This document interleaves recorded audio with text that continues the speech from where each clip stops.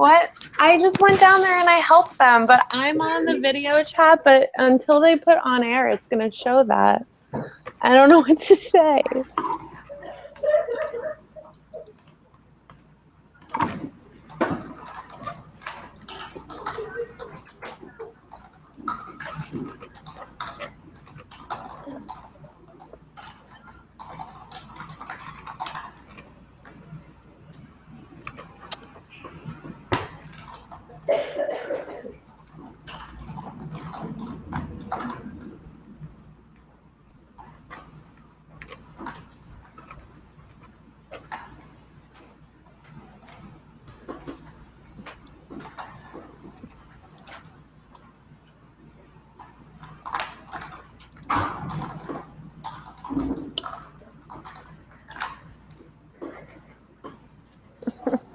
She can see our screen. She can. Okay. So welcome everybody to the JavaScript 101 Google Hangout on Air. We are live from Horatio Room, New Visions for Public Schools. And I'm here with my co-professors, Christina McNamara and Jared Carano. We also have Caitlin, who's troubleshooting as well from a remote location. So you should be able to see the syllabus right now. And so we're going to go through some of the course norms, the course schedule, and also to let folks know that if you want to communicate with us during the course, we ask that you go to the Slack channel, which is linked from the calendar invite. So if folks are actually hearing us, can they go into the Slack channel and just let us know that you can hear us and that you're seeing the Hangout on air? And just to add, for everyone who had joined Slack as of yesterday morning, I added you to this group. If you haven't, if you don't have a Slack account, please go to the initial invite has a link to the New Visions Slack domain. And then once you join that, we will add you to this group as well. Looks like we're getting great replies from the community. Looks like people can see the syllabus, so which is excellent. So do we want to go through just the course objectives and the course norms?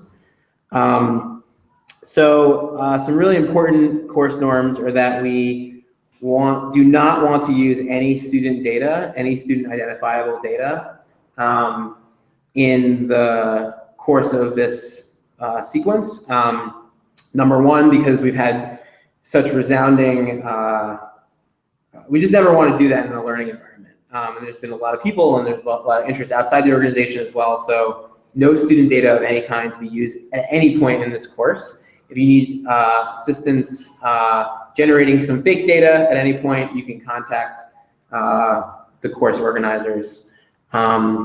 The purpose of this course is to give a basic understanding and backbone in JavaScript and Google Apps script. I think some basic prerequisites for the course is that you've done some work in Google Apps that might include Google Mail, Google Calendar, Google Drive, Google Docs, and Google Sheets, Google Slides. Those are some of the Google Apps, main ones that you probably interact with. And maybe also had some interaction with Google Sheets in particular. So as we kind of go through this course, we're using our main resource is going to be Code Academy, and they have an introduction to JavaScript. Hopefully you guys completed units 1 and 2 prior to this session. Moving forward, we're just going to do 1 unit per session. But this will be the backbone to introducing JavaScript. And then we are going to kind of merge that with an introduction to Google Apps Script, which uses the JavaScript language.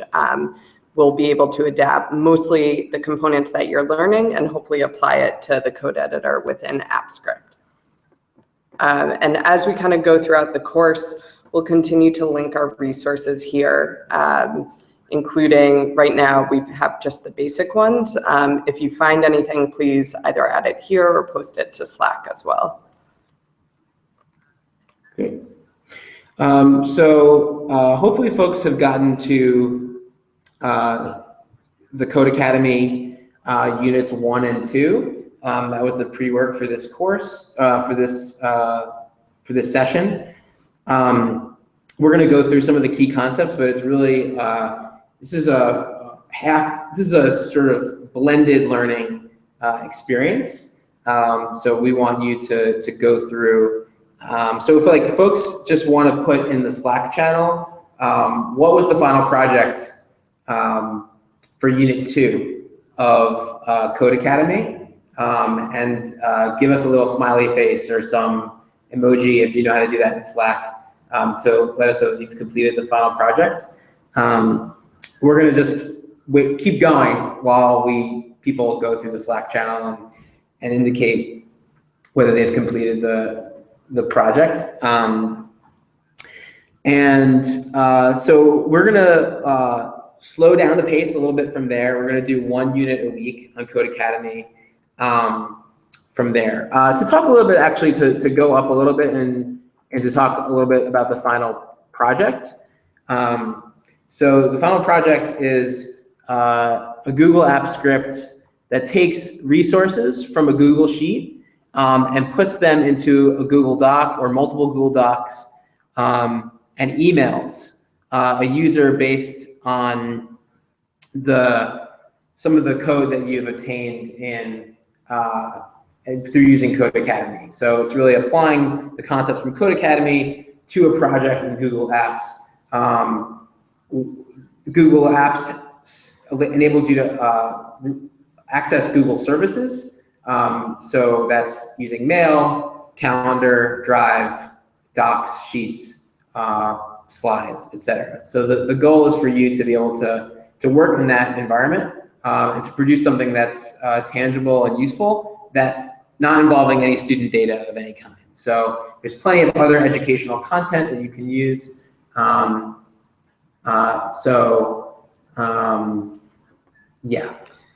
Can anybody hear and anybody respond to the inquiry for whether you've completed the final project of Unit 2 for Code Academy? And I'll just post that to the Slack channel as well.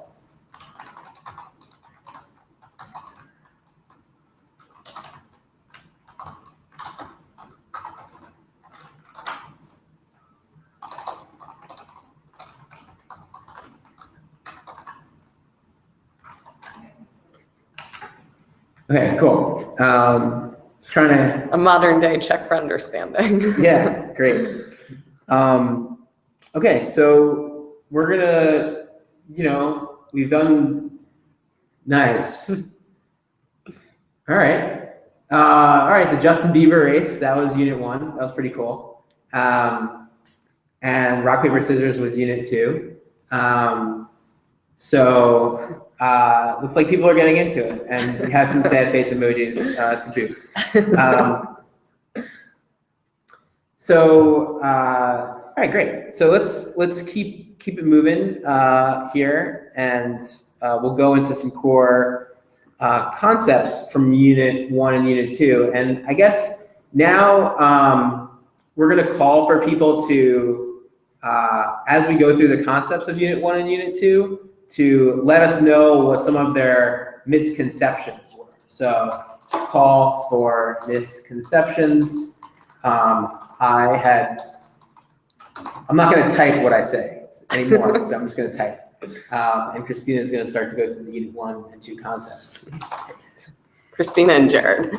So at this point, we're going to jump down in the syllabus to Session 1 notes. And this hopefully will look familiar to you. what we did was just parse out kind of the key concepts that we took away from the first 2 units of Code Academy. Our plan for the next 10 or so minutes is to go over these concepts. Hopefully you will help call out any misconceptions you have or questions, just post them to Slack, please. And then after that, we're gonna dive into the code editor of a Google spreadsheet and practice just testing some of them within that environment. So once again, if you have questions, just post them up there, please. So the first section that was covered was data types. So when you're coding in JavaScript, you have 3 types. You have strings, numbers, and Booleans. Whenever you're writing a string variable, just make sure that you're putting it into quotations. For numbers, you'll have no quotations, and then a Boolean will always return true and false. We're gonna practice playing around with this, see what it looks like within the code editor pretty soon. For comparison operators, this is pretty straightforward. The one thing we do want to call out is equal to is 3 equal signs, whereas if you're going through and naming a variable, you're just going to use 1 equal sign. For the modulo, this is where you're able to identify what the remainder is. So for example, if we have 23 divided by 10, that's gonna return a 3. And we can practice using that. Code Academy then went through both length and substring. So length is the way you can find the length of either a variable or an array. And you just use dot length is the method that you call. String. Okay. Chime in. Same thing for substring. Oh, thanks. We didn't get to array yet in Code Academy. So Christina and Jared were talking about some nuance of getting the length of a string or an array. So we haven't gotten to an array yet, but we will get to it very shortly. Jared, do you want to explain?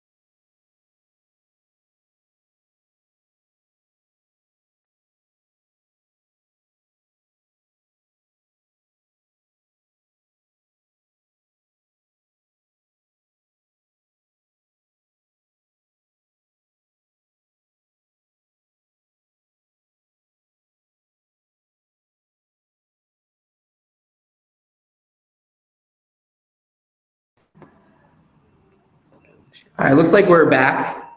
We had a loss of a connection.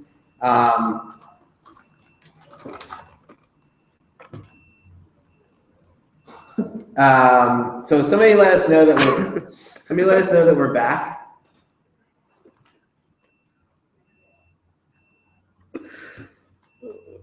Okay, are we screen sharing now?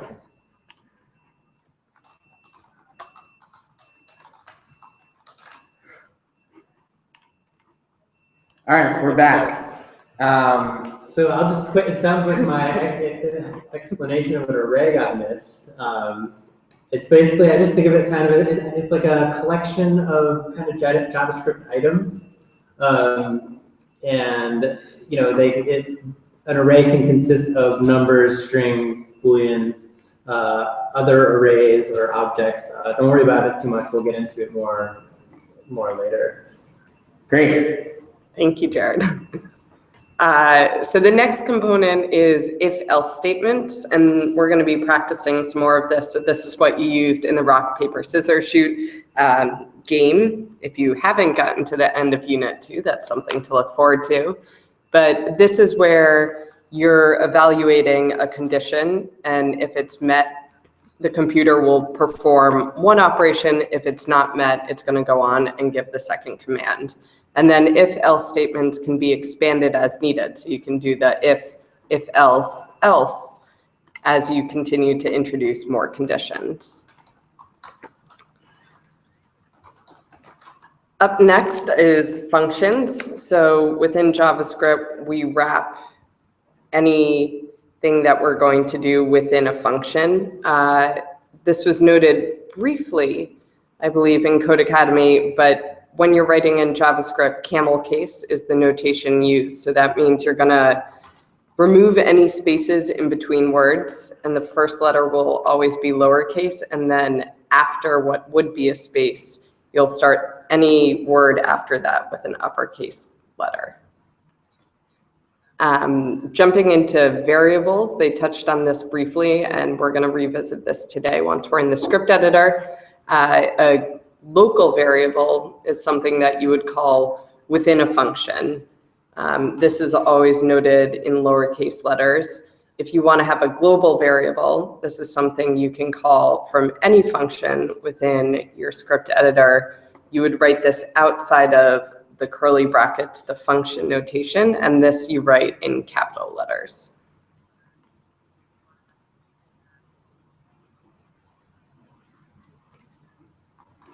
Great. Final component. Great. We appreciate the positive feedback. Thank you.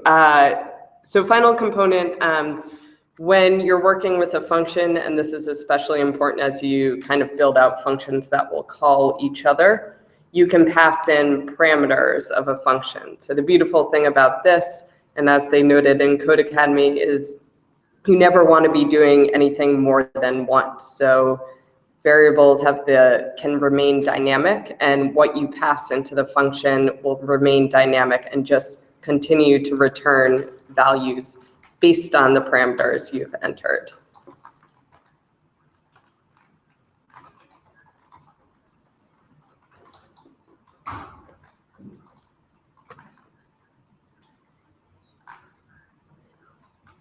In Code Academy, when you are going through the lessons, they're asking you to write to console log. When you're working in Google Apps, kind of the comparison for this is to say logger.log with a capital L to begin.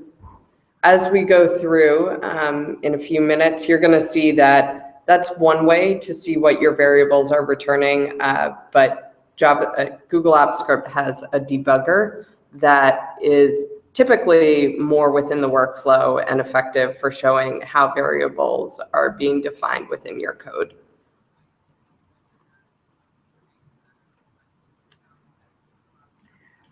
Great.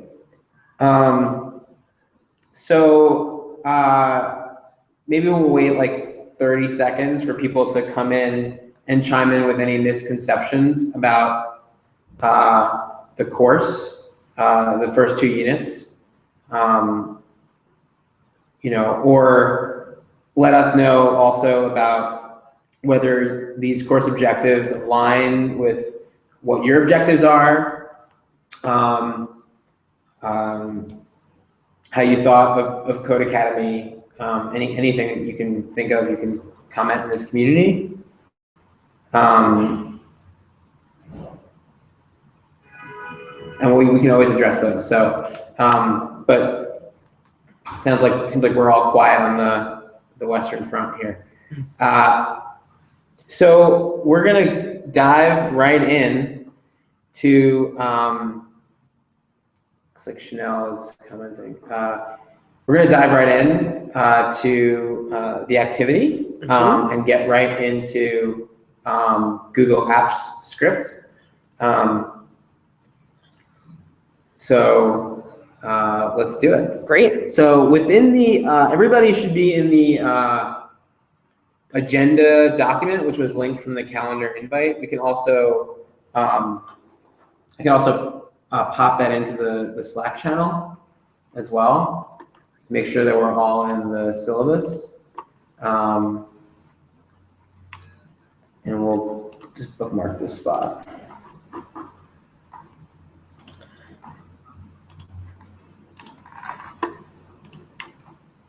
So it looks like most of you are jumping in, which is excellent. At this point, if you haven't already, go ahead, click on that link that Eric has both popped into Slack and then is in the syllabus.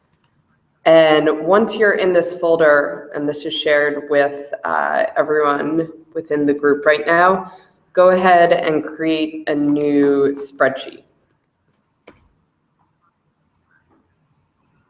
And you can throw whatever title on you want. Something around week 1 might be helpful with your name, though.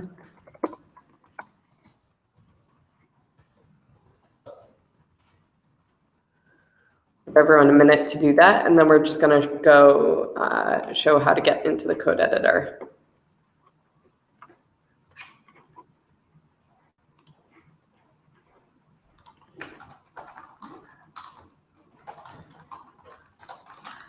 Okay, so you can access what we call a bound script from a Google spreadsheet or a Google Word doc.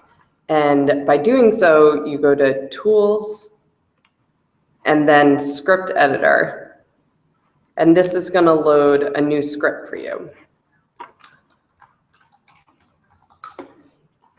Something to note, if you were to then make a copy of this workbook, the script editor is going to be copied over as well. So the first thing to note is when you're working within a script editor in Google Apps Script, it doesn't save automatically. So in order to get going, first give it a project title, and then we're going to save.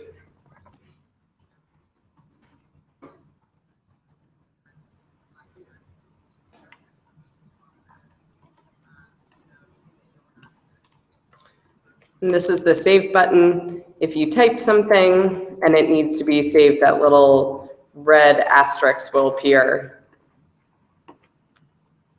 And then you're good to go. So as you build out, if we were to build new files within this editor, we would go to File, New, and then you could do a new script project. And that would create a new tab here. And just same thing, you would go through, rename, and save.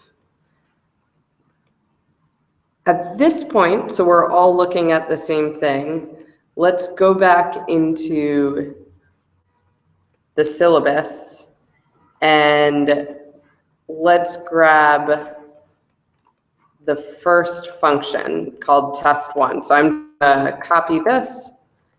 I'm going to go back into my script editor, delete the existing function that was there, and paste. And then we're going to go ahead and save it.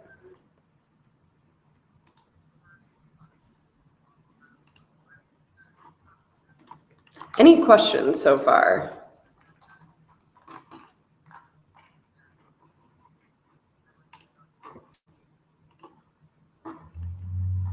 Okay, looks like we're good to roll. Seems like a lot of folks have created documents, which is great.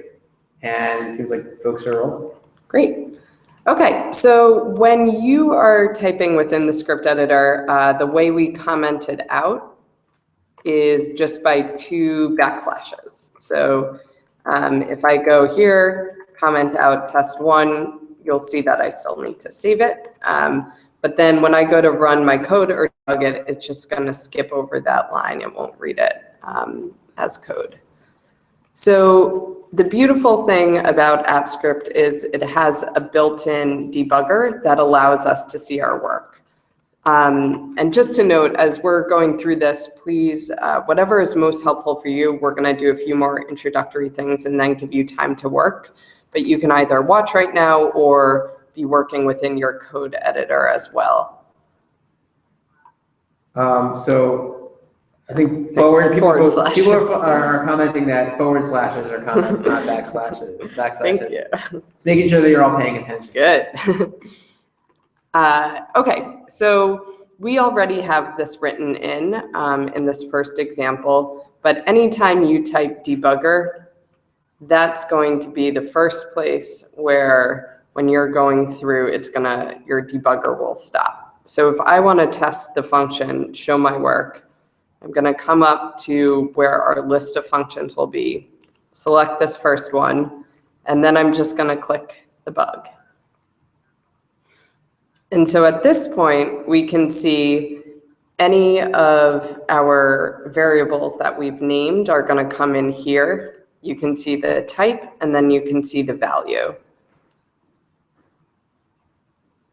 If you want to continue debugging, you would go to this continue button, click that, and it will take you to the next place where you've written debugger. If you see, we also put in this example, this is the same as calling the console log when you're within Codecademy. Logger.log is going to let you see the value name. So to see your logs, you would go to View and then Logs.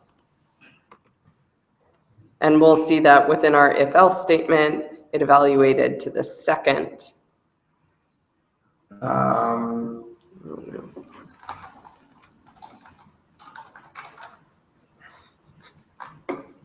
So we're getting some notification that we're dropped.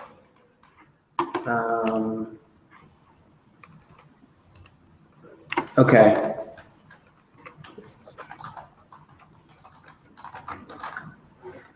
I just hit start, was that? I'm seeing you. You're good. We in Google Plus.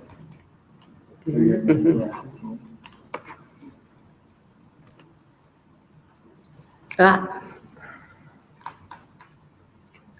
Oh, no, take me there, take me there. Mm. Okay, so, somebody let us know, most of you we didn't drop.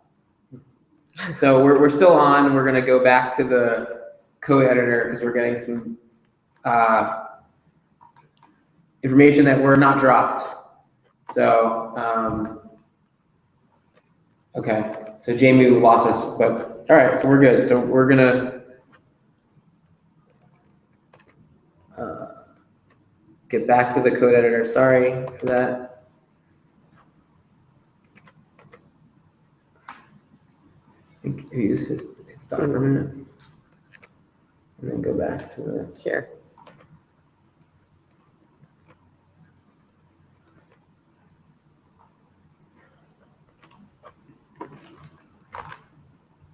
Oh, no.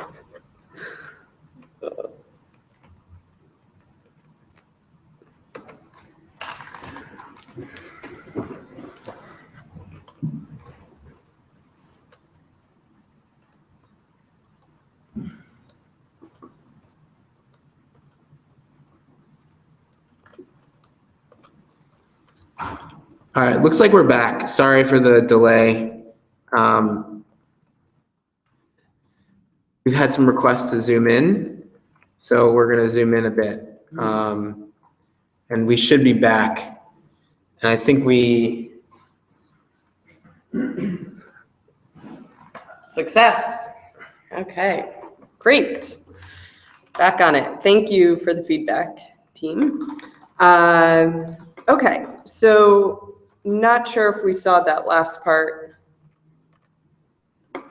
but if you do want to see the log, which is what they've been using within Codecademy, you would go here, View, and then Logs, and you'll see your return value. So our function evaluated to the second else statement.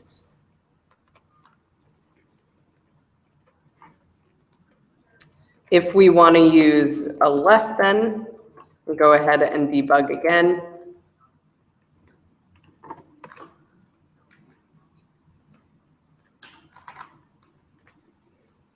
We can now see in our log that it evaluates to our first component.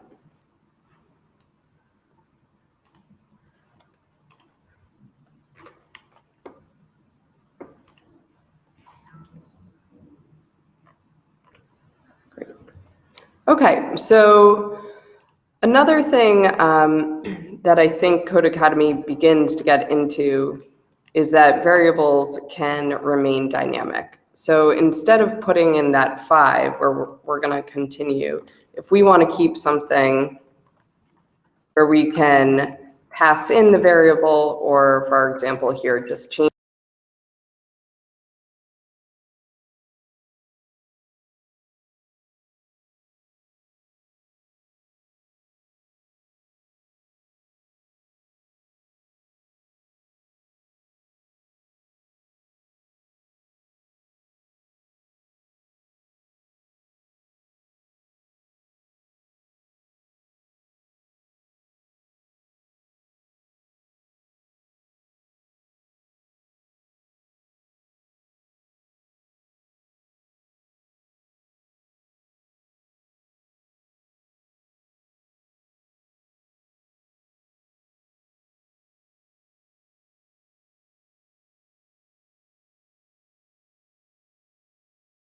Yeah, we just missed it. Okay. Okay, I think we're back. Sorry about that. So we're just going to go ahead and share the screen again.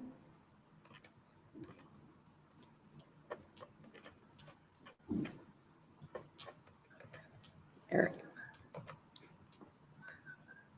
can you see the screen? There's a delay, so. Oh, good. Sure, so.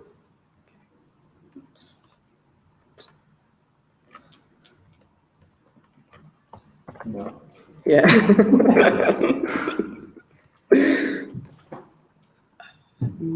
How do we?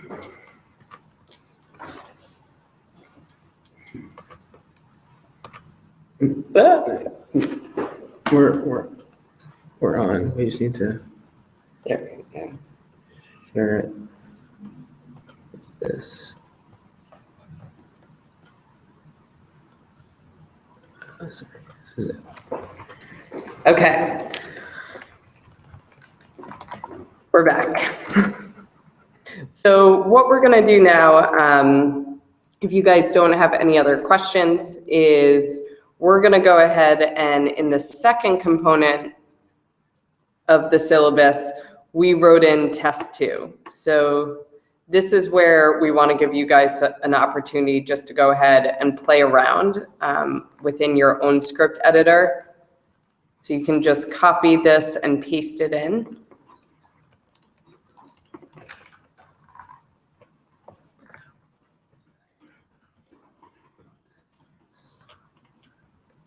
Great.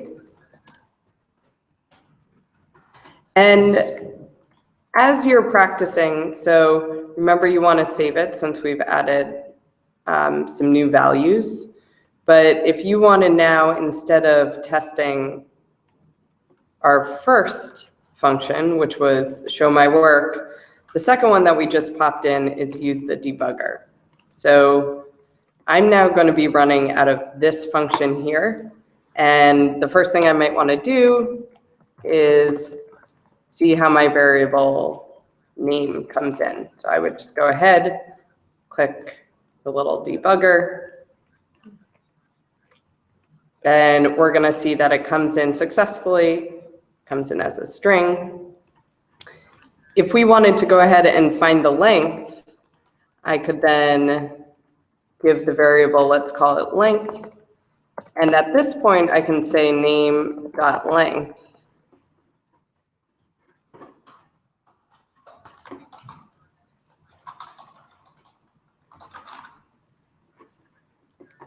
And now we'll see that it comes out, the length is 9.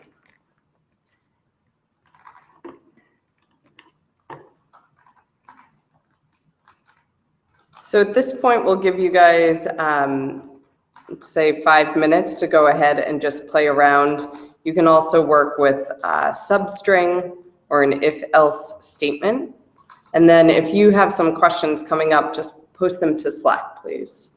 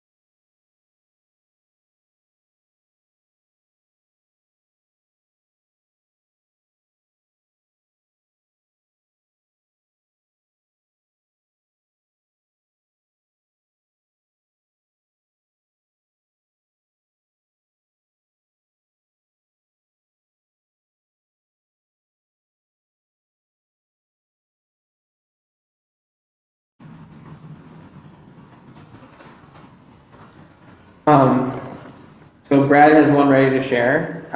So why don't we go into the folder and find Brad's spreadsheet. And we're going to go into his script editor, into the script editor.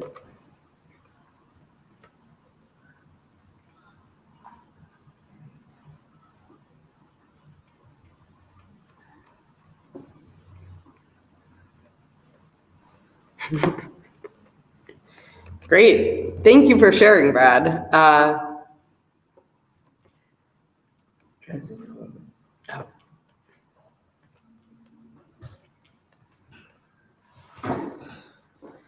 We're going to leave Brad's up on the screen for a while.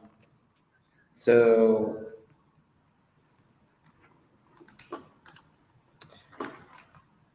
people can feel it. So as we see from what Brad did here, and I think this is where the environment of working within AppScript to Code Academy is different.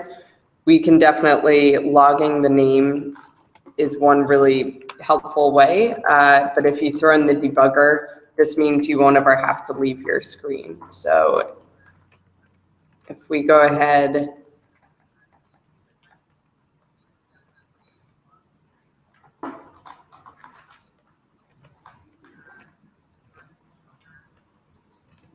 great.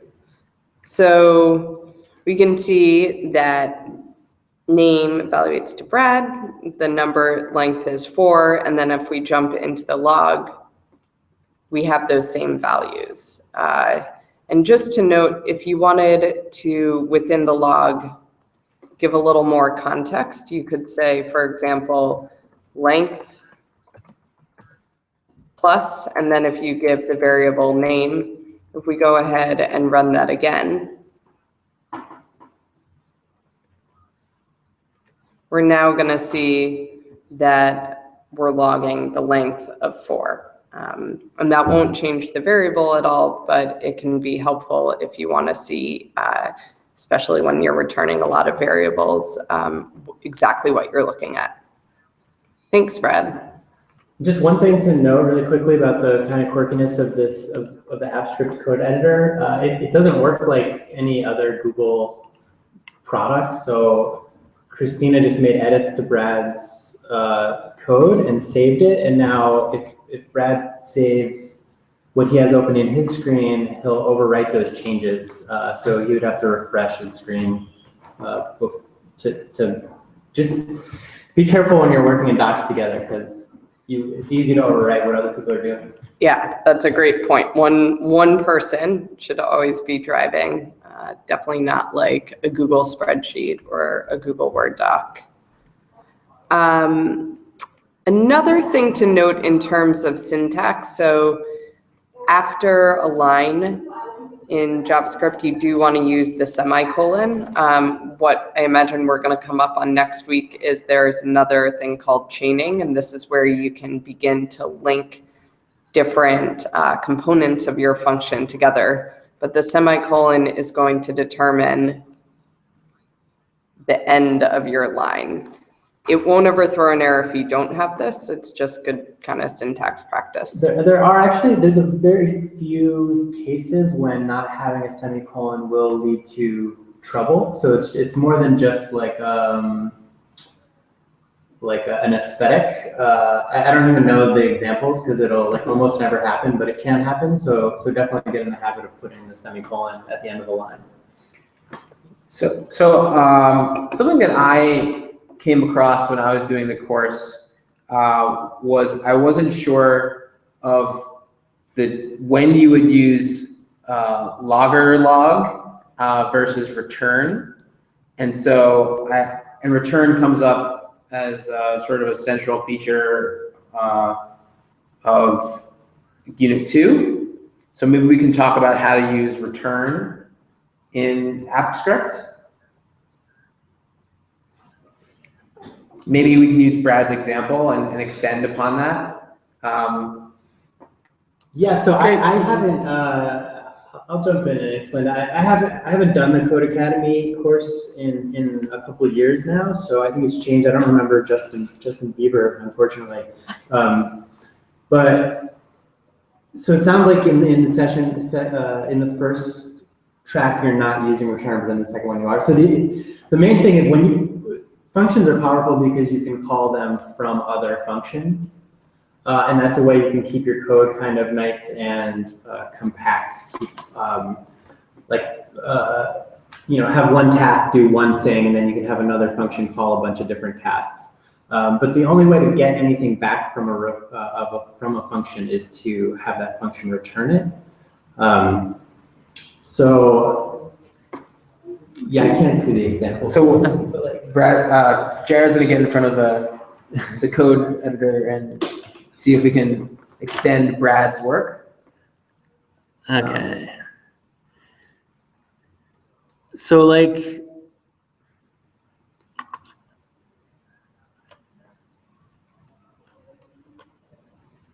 okay, so let's say let's say the point of the use the debugger function was to return the length of Brad's, to find out how long Brad's name was. One thing you might do at the end, so let's say, let's just do more practice with variables, I guess. Like, right, I could actually create a variable up here called, len, and I'm going to set that equal to name.length. And then what I could do is down here replace name.length with len, because that's actually a calculation that the JavaScript compiler is going to do. So in this case, it's so quick it probably never would have any sort of impact on your code, but just in a general kind of best practice way, like you want to declare things like that. Once you set something to a variable, it'll just be preserved in that variable, and the processor doesn't have to like recalculate that. So now len should have the value of the length of the string brad. Now let's say we had like another function where we wanted to make use of that length somehow. So I'm going to say function get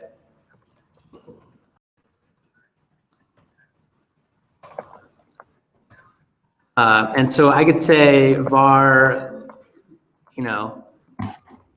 length of Brad equals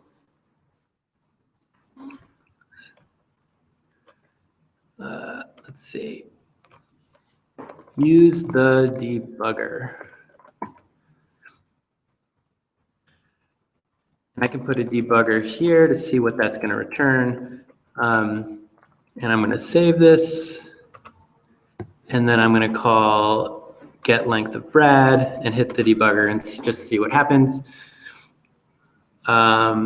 Use the debugger is not defined. So that's not, let's see.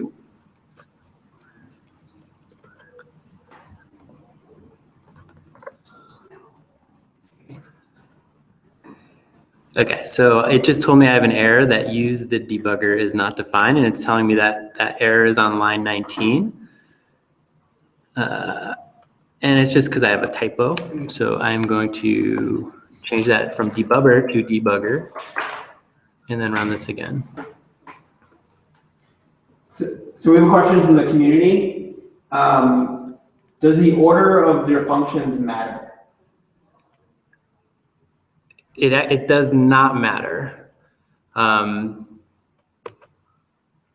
Yeah, so the way that the JavaScript compiler works, from my understanding, is it's going to run through everything the first time and just kind of load it all into memory, like all of just the string or the actual text that you've written. And then for a function to be called, it has to be like invoked, and that's what the open and close parentheses are doing.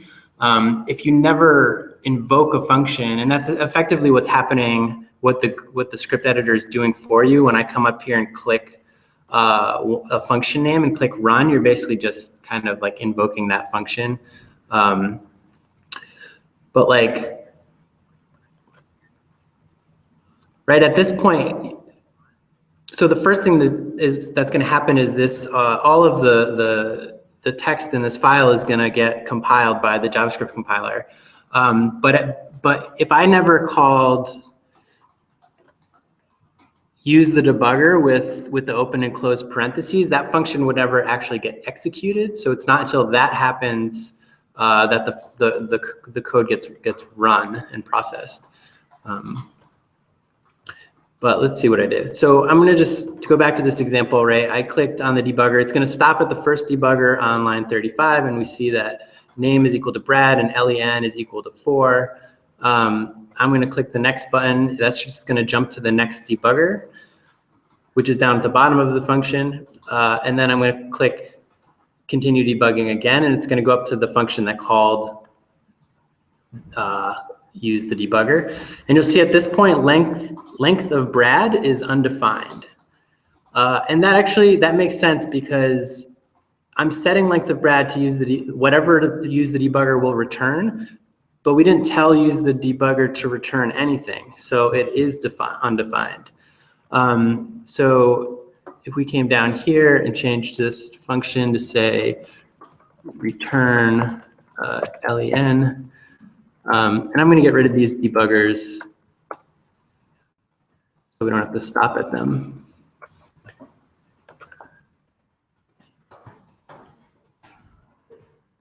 And I'm going to save this and click get length of Brad using the debugger, and I'll stop again.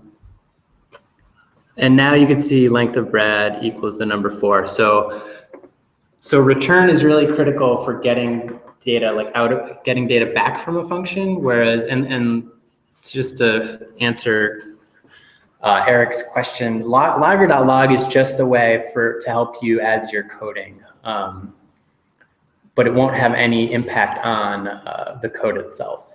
Just kind of, yeah, just lets you allows you to log useful messages and values at different points to yourself for kind of inspecting along the way. Great. And just to add one more point of clarification, while the order of functions doesn't matter, the way you're defining your variables within a function does. So if on line 29, we were to name the variable length, name.length, and then if we renamed it down below, it's going to then assume the new variable name. Right, so just to demonstrate that,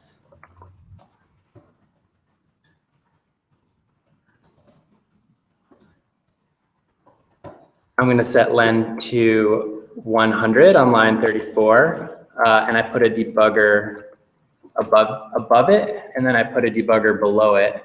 I see to Menika's point in the Slack channel, she said, wasn't this already defined? You can see len name and len are basically the exact same thing. I just didn't notice that when I jumped in the code.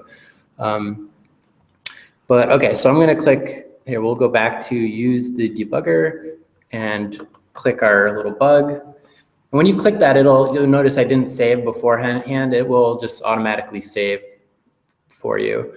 Right, so what Christina was saying is right now, len equals 4, which is what we expect. We declared that on line 29. And if I jump to the next debugger, it's now equal to 100 because I've reassigned the variable len to the value 100.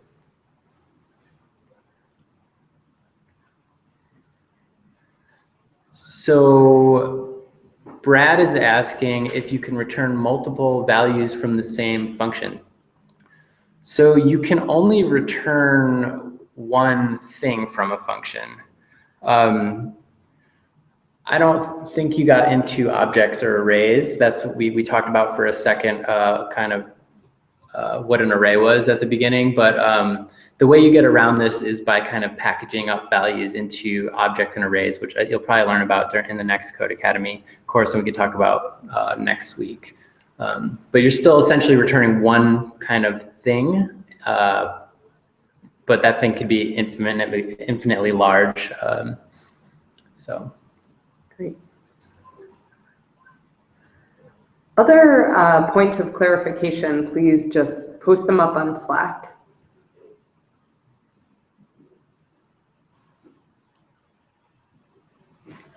And yeah, just to reiterate Menika's question about where you define functions, it technically doesn't matter. Sometimes code editors will tell you that the AppScript code editor won't tell you anything, but if you ever start using another code editor, it might not like it if you use a function before it's defined. That's more of just like a style thing rather than anything that will like break your code.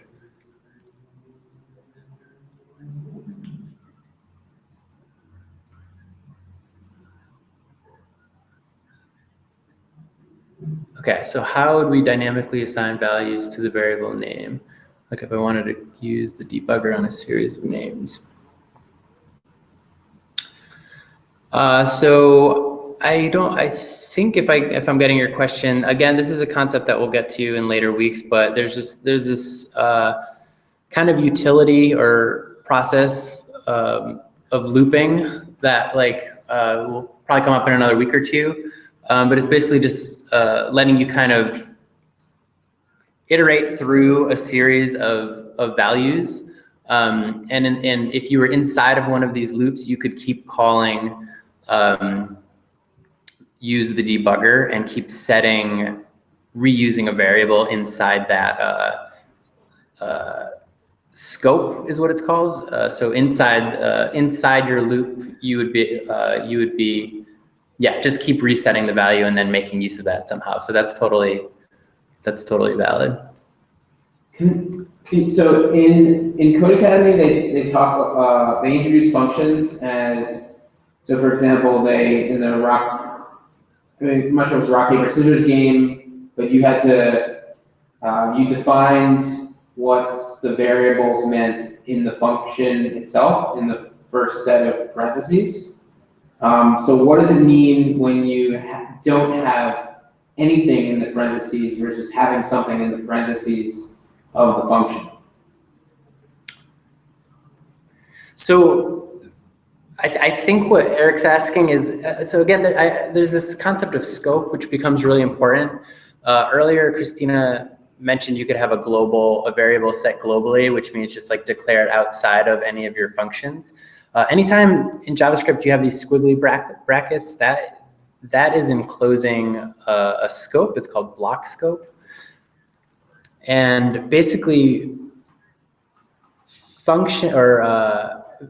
variables that are assigned within a block scope are the squiggly brackets. Let's see, what's an example? No, it's a square bracket, I think. Oh, okay, my bad. So we're just gonna keep working in Brad's project here. Right, if I say var global equals 10, and I say function my function. Notice Right. since it's a global variable, that's going to be all capital letters as opposed to a variable within the function. Right, and that's just like a convention. Right, so inside, if I just put a debugger in here, so let's say I would say var test equals global, and this is an example of just setting one variable to another. I'm going to click the debugger. You'll see that. Oh, whoops.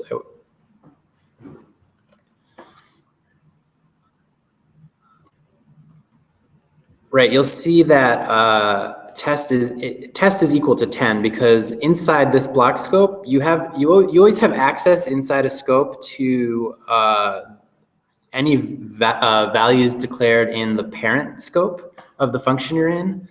But now let's say let's do something different, and you can actually You can actually nest functions. This is kind of weird looking when you're new to this, but let's just say I just create a function in here and I say var test2 equals 50. And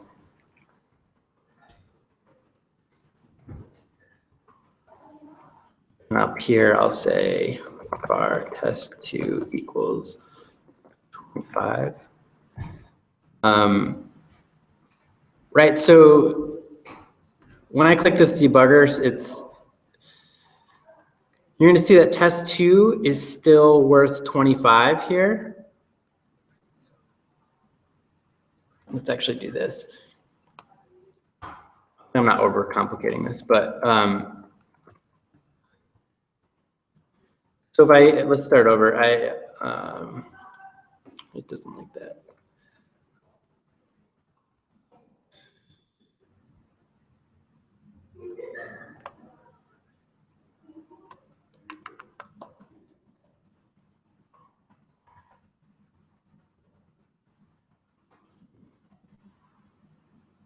Okay, so just ignore the syntax of what I did, which looks kind of funny, but I'm basically just putting what's called an anonymous function inside of another function.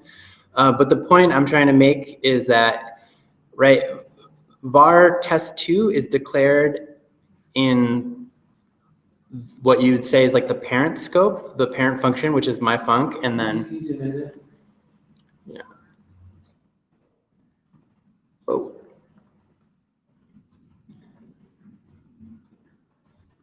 Right, so at this point, test2 equals 50. But then if I jump to the next debugger, test2 is equal to 25. That's because within the scope that the debugger is in line 59, it does not have access to anything inside of any child scopes. So yeah, that's just a way JavaScript works, and you need to be careful. So something else to think about though is if I took this var off and ran the same function, let me get rid of this debugger.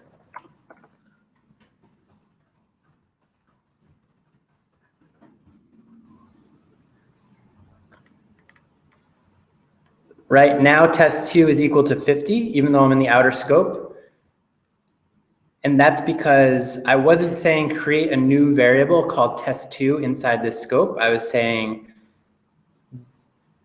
find a variable in my scope or any parent scope called test2 and set that variable to 50. So that's another kind of tricky thing when you're starting out. And the use cases are, I don't know, you won't come into a use case for a while, I feel like, where this will be relevant, but just know that that's how it works. Great. So yeah, so Jamie's making a quick clarification. So, and we were saying that you use all caps when you declare a global variable, and that's actually wrong. You use all caps. All caps signifies a constant, so something that's not going to change anywhere in your code. Typically constants that are useful throughout your code and aren't changing get declared globally. In AppScript, because they're small projects. There's a whole nother school of thought around you should never use globals kind of ever. But we kind of, I think we mistakenly say that a lot, but really, yeah, all caps means a constant, whereas camel case is something that the value could be reset later.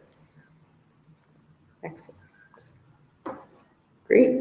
So that concludes session 1. If you have questions, we're going to have office hours tomorrow from 10 to 11 in the kitchen. And we're happy to go over some of the code that you've written or help with clarifying questions. But yeah, we're looking forward to continuing this course. Okay, thank you. All right, thanks.